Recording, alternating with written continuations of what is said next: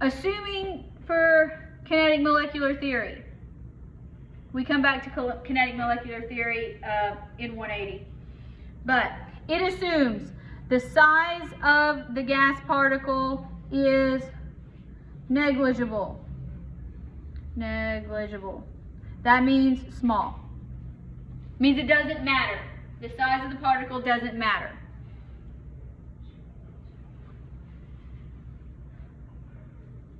It also assumes that the average kinetic energy of a particle is proportional to the temperature in Kelvin.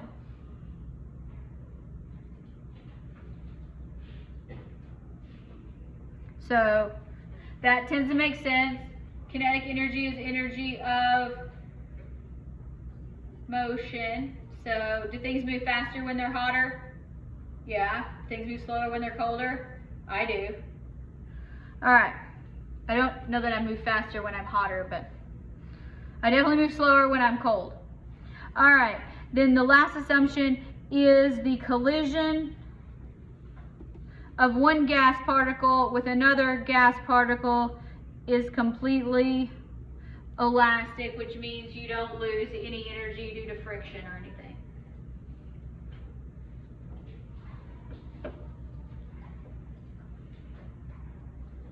So some of these are bigger assumptions than others.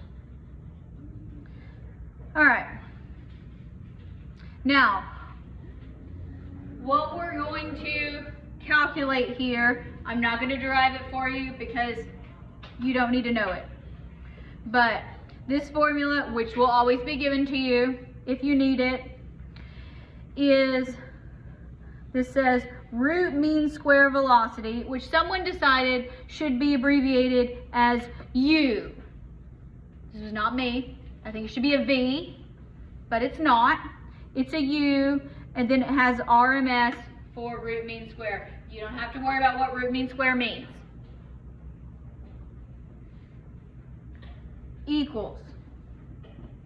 Again, this formula will always be given to you. The square root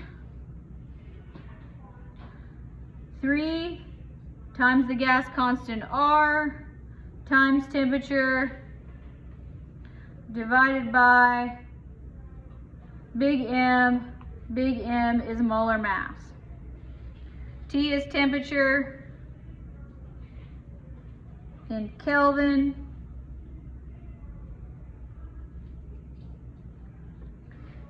R is going to be a different R than you have programmed.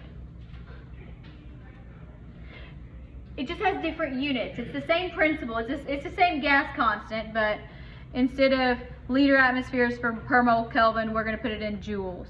All right, what it means is a heavy particle. All right, where's molar mass in this equation? In the bottom. All right, so if it's heavier, does it have a larger or smaller molar mass? If it's heavier, it has a higher molar mass. All right, so if it's heavier, if this gets heavier, do you think it's going to travel faster or slower? Slower, yes. This is the key point. Heavier particles travel slower than lighter particles at the same temperature. That is the take-home point.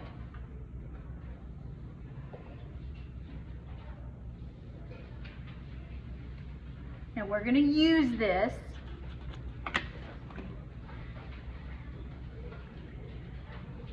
all right, again, I'm going to give you this equation.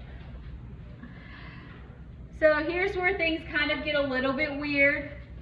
It's why units matter, and it's also why I hate physics.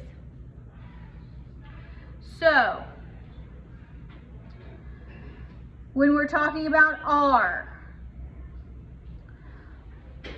we're used to R equals 0.08206 liter atmospheres per mole Kelvin. Well, believe it or not, a liter atmosphere is actually a unit of energy. It is. Well, our conventional unit of energy is not a liter atmosphere. Do you consume amounts of liter atmospheres of food? No, we do calories, joules. Okay, so there's a conversion, you don't need to know it. So when you're dealing with velocity, so if you're dealing with velocity, you need to use this R, which is a bigger R, joules per mole Kelvin. It will also be given to you. Now, this is why I hate physics. A joule isn't really a joule. A joule is actually a kilogram meter squared per second squared. Not making this up, enjoy physics. So, the take-home message here is, because this is what a joule really is, our molar mass has to be in kilograms. That's different. Normally we say molar mass, we go to the periodic table, we get so many grams per mole. We're still going to do that, and then we're going to have to divide by 1,000 to make it in kilograms.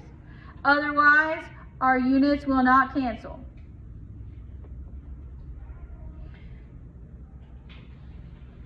So, let's try this. Now, look here. Do you see that meters squared and seconds squared? Yes? Guess what happens when we take the square root? The squares go away, and you're left with meters per second. That's a unit of velocity. So, velocity, your goal unit, is a meter per second.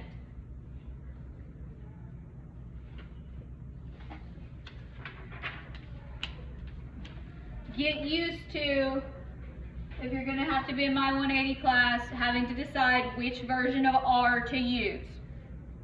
So if we're going to calculate root mean square velocity, xenon atoms, 25 degrees Celsius, here's our formula. U, root mean square, that's dumb, square root 3R times temperature over big M for molar mass. Again, I'm going to give this to you.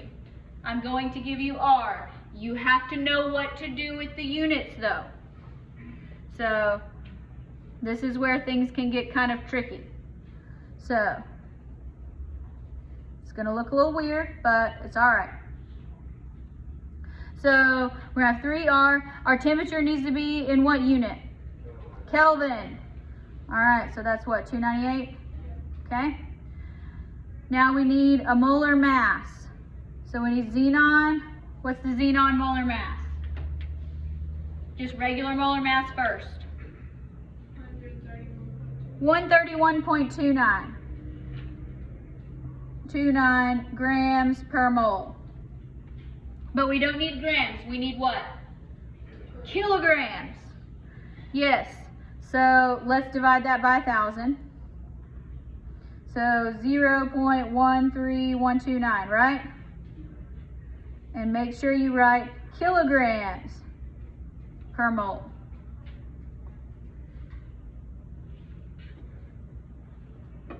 Again, other than the Kelvin conversion, you can do all this in one step if you prefer.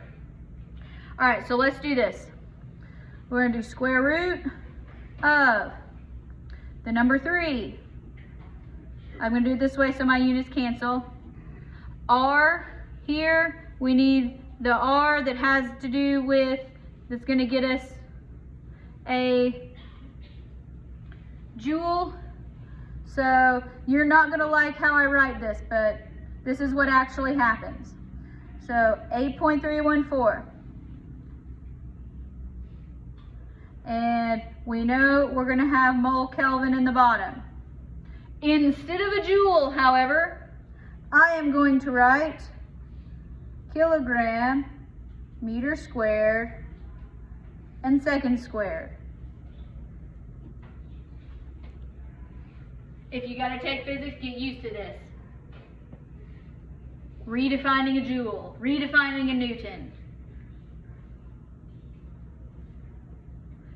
All right, now we just have to cancel moles, we gotta cancel kelvins, and we gotta cancel kilograms, which we can do because the next phase here says temperature, which we said is 298 kelvins. I'm just gonna extend my square root all the way over there.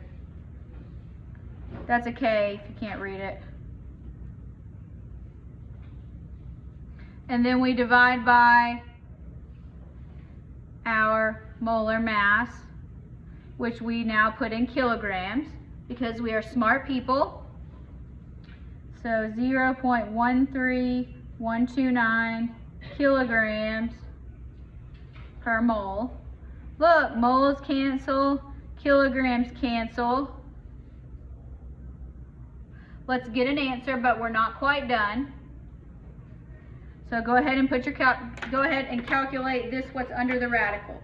Just calculate this. 3 times 8.314 times 298 divided by 0.13129. It's a large number, right? Okay. So the number what we're actually looking for, root mean square, is the square root of this number. So 56, 612, 613. How about that? The units we're left with are meters squared per second squared. Then we take the square root of everything. Oh, nope.